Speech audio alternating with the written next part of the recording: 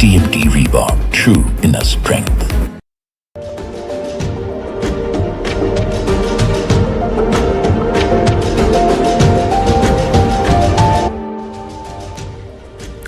It's a North-South debate that's got India talking. Will the delimitation exercise rob South Indian states of 26 Lok Sabha seats? What steps should South Indian states take to ensure fair representation in Parliament? How long can the delimitation exercise be put off? Now, Stalin has called a big meet on Wednesday. Let's see who is going to attend it and who is going to skip the meet. BJP, not attending. Tamil Nadu Congress, not attending. NTK, not attending. Then there are parties who will attend. Congress, ADMK, PMK, DMDK, CPI, CPIM, VCK, IUML, TVK.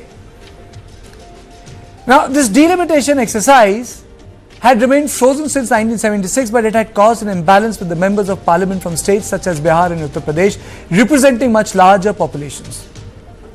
Stalin has asked people to go for more babies to counter the delimitation move. He has also put some questions in public domain. And Stalin has also tweeted very prominently on this issue against delimitation. Apart from that, Stalin asks a couple of prominent questions, and I'll put them on air. One, have North Indians ever been asked to learn Tamil? Have Tamil preacher sabhas been set up in North India? Why impose a three-language policy in Tamil Nadu? Because what has happened is delimitation and language issue has been merged. Now, even as other South Indian chief ministers echo what Stalin is saying, Home Minister Amit Shah has denied that the centre is downsizing the number of seats in Tamil Nadu. But there is a history to the delimitation exercise. It was carried out in 1952, 1962 and 1972. The delimitation exercise. Secondly, delimitation was frozen in 1976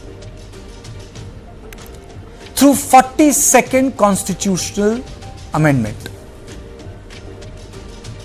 It got further postponed in 2001 and the freeze was extended until 2026. Now, should it be done away in 2029 as well? So the big question is how to manage the aspirations of states that have well-controlled population growth, that's one. And how far can delimitation be resisted? I'll play out the bites of important player a little later, which is Annamalai Kanimoe, spokesperson of the ADMK. Let me straight away first introduce my guests. I'm joined by Ajit Kejha, psephologist, senior journalist, Ramakrishna Upadhyay, senior journalist, Nirmal Ibrahim, columnist, political analyst, and Kasturi Shankar, actor and political activist. Let me straight away go to Kasturi Shankar. There are two things there. Can delimitation be delayed? One. And secondly, what do you expect from the big meet tomorrow? So the first question, Kasturi, to you is, can delimitation be postponed? It has started from the days of Indira Gandhi. 40 years have passed. How long can we keep on delaying this issue? I think the right question is, can delimitation be executed in the way it is being presented now? It is people in the South do not feel that it should be delayed. We are all for delimitation to happen as long as it does not completely disenfranchise the South and the states that have actually taken the path of progress. What kind of electoral process? This is not robbing Peter to pay Paul. You are robbing the South Indian states to pay the North Indian states. In fact, you are making the South Indian states irrelevant if what delimitation as proposed in the previous different years where it was completely protested to. If you're doing the same thing now, then yes, not just delayed, completely rejected. Let us come up with a delimitation policy which, while taking into account the population demands of the North, also gives power to a weighted power to the South Indian constituencies. Give more to the South Indian states just as much as you. If you're going to increase the number of constituencies in Uttar Pradesh just because they reproduced. You must give more constituencies to a Tamil Nadu or a Kerala because they paid more taxes.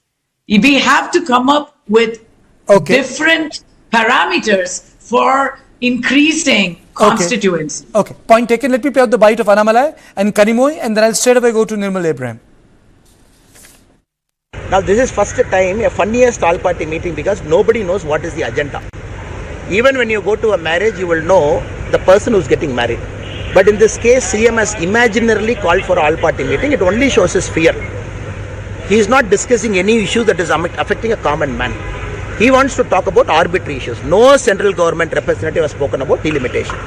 In fact, Amit Shah ji has clearly spoken, it is pro rata basis. And our Honorable Prime Minister Narendra Modi ji has said it is not based on population, not on the Congress model. When everything is spoken, they assume that it is based on population. Who said 848 seats? CM assumes 848 seats. Tamil Nadu will not lose any seats in delimitation, and pro rata, the number of our seats will be maintained. Even the BJP leaders in Tamil Nadu are not able to explain what pro rata means, and they have said very clearly that only the union government can explain it. Our Chief Minister, M.K. Stalin, has raised a very important concern about delimitation and on what basis it will be done. Meeting irresponsibly Mr. Stalin to hide his government's failure in the last 4 years, deteriorating law and order issues, violence on women, and attacks on children, school children, girl children, and lowering of our economy. So absolutely the governance is totally mismanaged. So in order to hide these facts, Mr. Stalin is trying to instigate the people of Tamil Nadu by bringing in state rights issues, language issue, and now suddenly delimitation issues, all these things. What difference will it make for DMK if the number of MPs from Tamil Nadu stands at 39 or less than that or more than that? The performance anyways is going to be zero. 2019 to 24 it was 37 MPs. The performance was zero. Now 24 it is 39 plus 1, 40 including Pondicherry. It again the performance is zero. The delimitation is going to start by 2026. Now calling for increase in population, that's a far-sighted thought process to gain representation based on population. Population is both a bane as well as boon. Okay, so there are concerns there. Nirmal, so the big question is, well, delimitation is required because the population has grown, but delimitation cannot be at the expense of other states. You know, it's like environment and economy argument. Whose expense? So where do we draw the line? Is there any other model on which representation can work in India? Yeah, I mean, he has to offer an alternative. And by the way, let me just say that I'm happy that it's the same team that we had the discussion. After the last discussion, I drew a lot of flack for actually saying you could speak. For actually saying you could speak Hindi. But I'll tell you one thing, Tamilians are very respectful even when they disagree. I can tell you that. Okay. Anyway, coming to this time on this topic, I actually side with the DMK. And the reason for that is, I'll give you a corporate scenario, for example. Take a 9-to-5 job. And there are two types of employees. One is the type who comes in early, goes back late, just stays around chit-chatting with friends. And then we have a bunch of employees working 9-to-5, but while they work, they give it their heart and soul.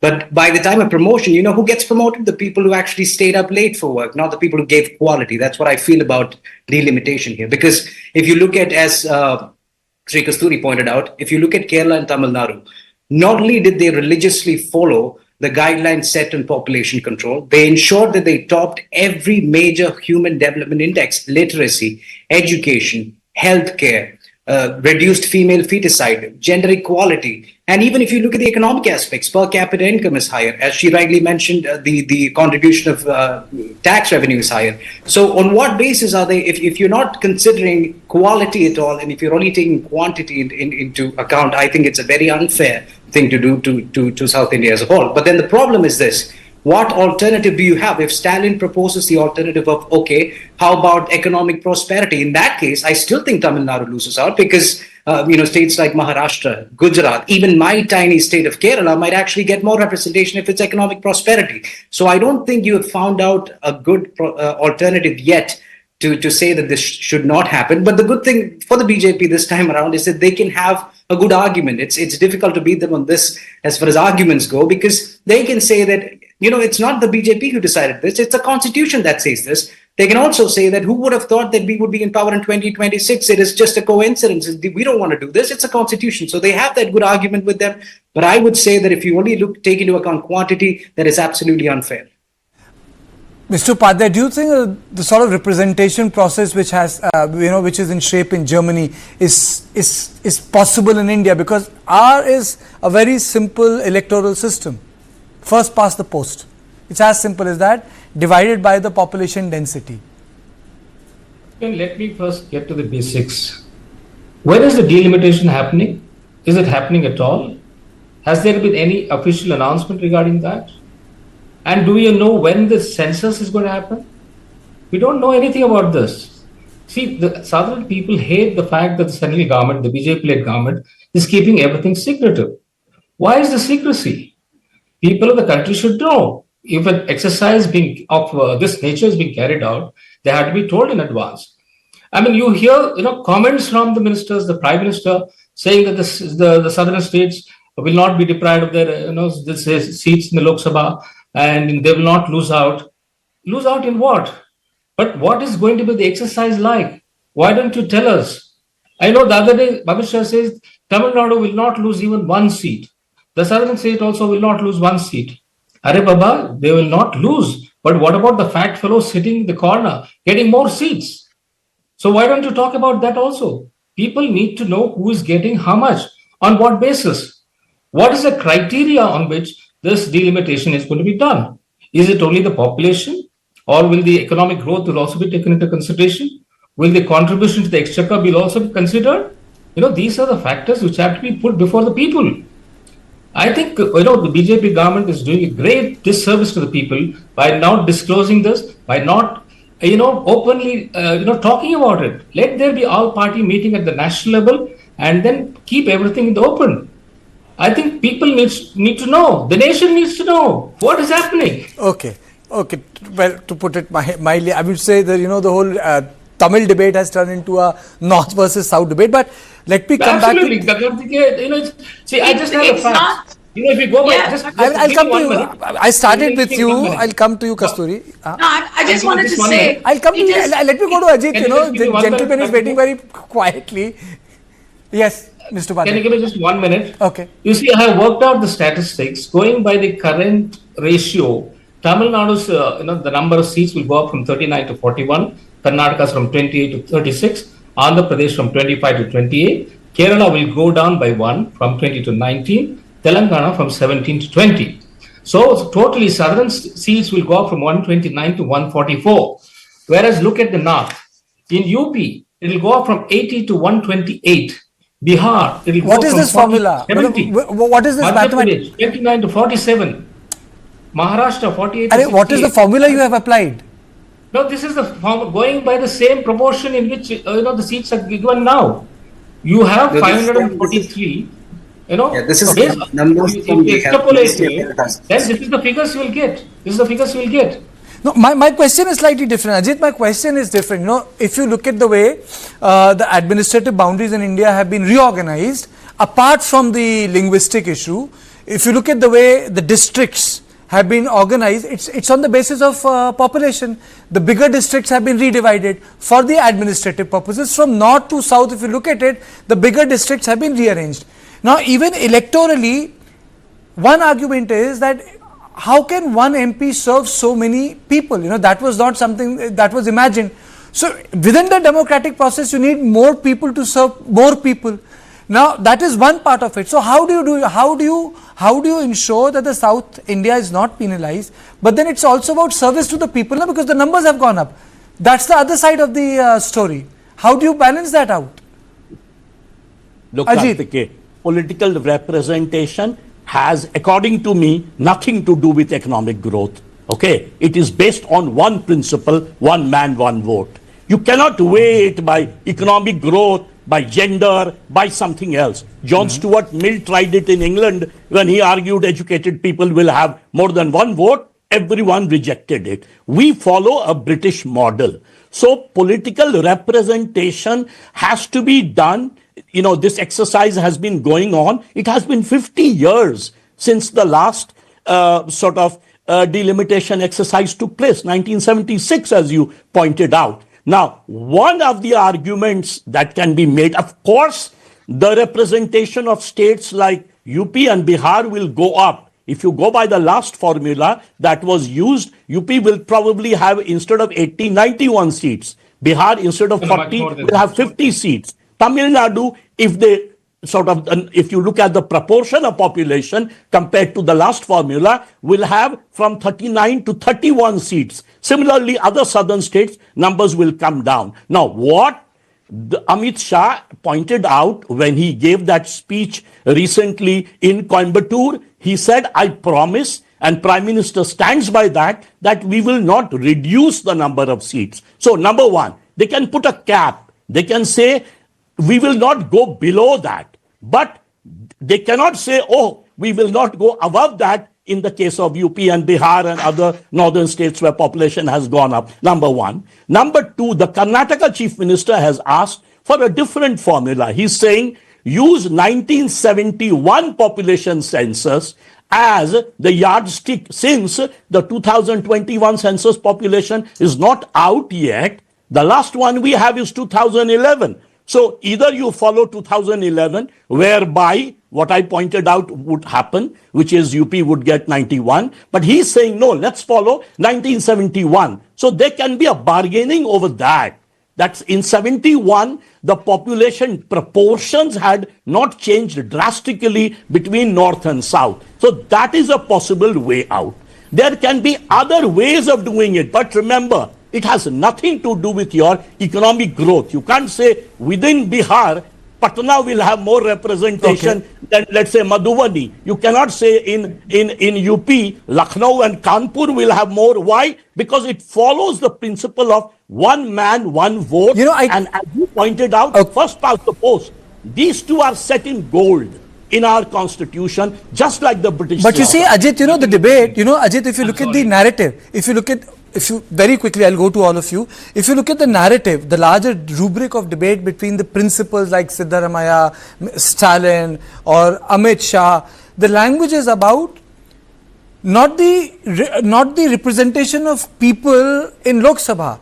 It is about representation of states in the larger scheme of power structure of this country. I think the debate has shifted to a different level, and it is that political anxiety which is forming the larger rubric, larger narrative. Isn't that correct, Kasturi?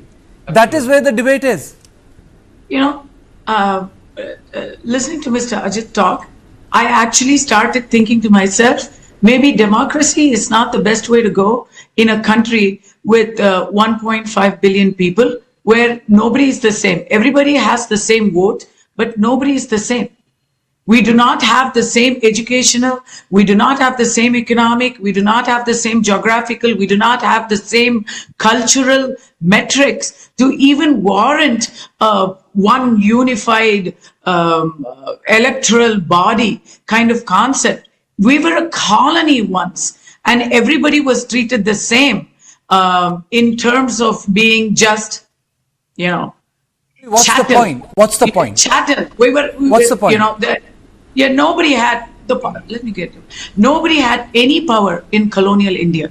Today, the people, we are a republic, the people have the power. When the people have the power, it is a complete disgrace and treachery against states that don't have enough people from when we started as a republic. We are saying the same thing in a different way. We are saying the same thing in a different way. Give me 2 minutes, please. But you're not coming to the point, Kasturi. Okay, let me come to the point. The point is, it's not even political representation, Kartikeya. If people need to be governed, it's the executive. We are talking about collectors, VAOs, officers of the government. Political representation serves only to choose what the central authority becomes.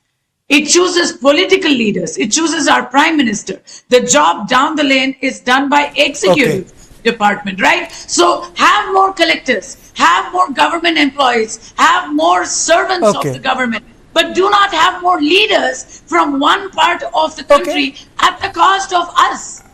We have come down to the same thing. Nirmal, isn't that the point I was trying to make? That this debate within the politician is not about the representation and governance. It has actually boiled down about the presence the states will have in Lok Sabha, the equation, the power equation.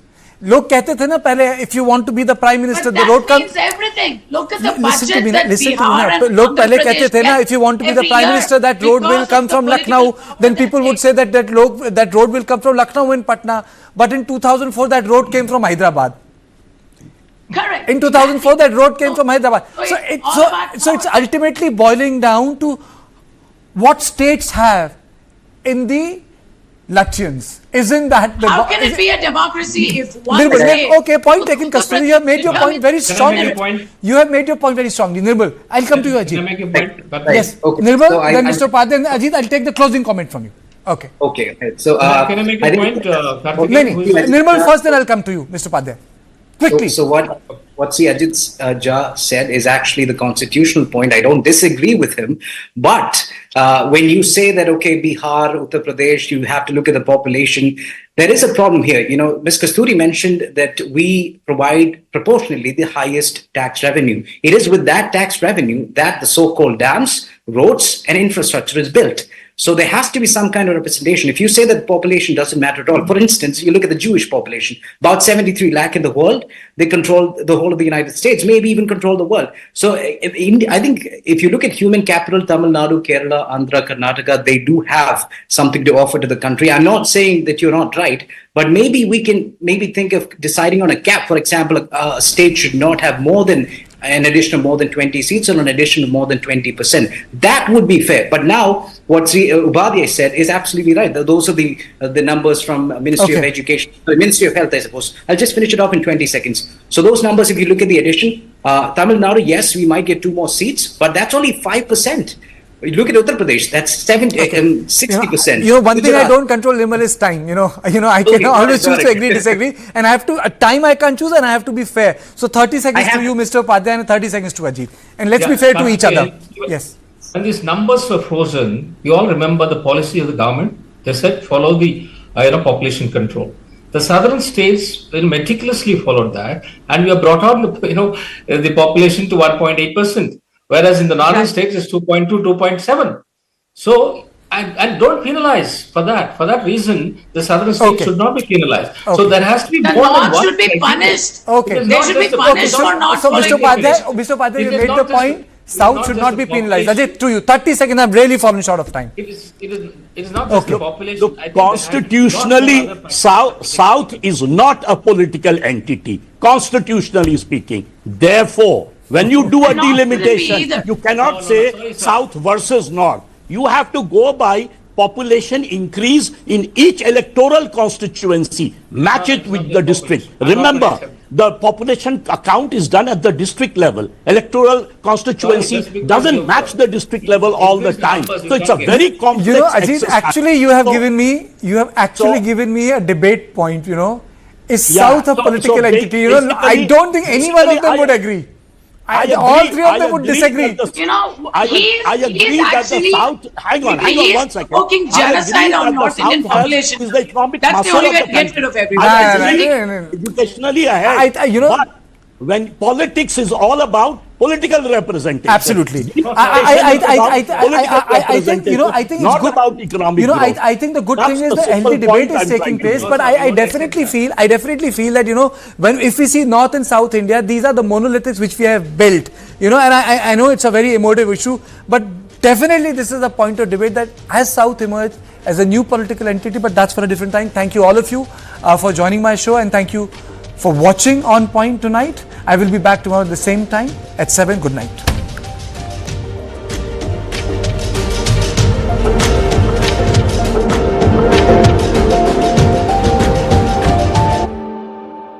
Women empowerment is all about letting the woman to remain the woman. Perhaps you're right, because we've seen what men have been doing all this time. I think we are not nurturing and leveraging 50% of our strength, which are the women. For an educated lady, even today, the problem comes when she becomes a mother. If the world starts getting women-led, I think a lot of things will get corrected. I 100% agree with you. Humans are different. Our needs of each other are different. A lot of responsibilities unduly rest on women. For too long, women have not dreamt for themselves. They've been too afraid. When it comes to women, a very, very focused approach should be there to create an ecosystem for producing champions. And that is where we have to set that sort of environment. The message to women was, let the spotlight of your life be on you. We were constantly praised for any little thing that we did well. After all, we are the product of the history. We are all dependent on each other. The men like you speak for women, speak with women. That is the woman that you are. That is the woman you always wanted to be.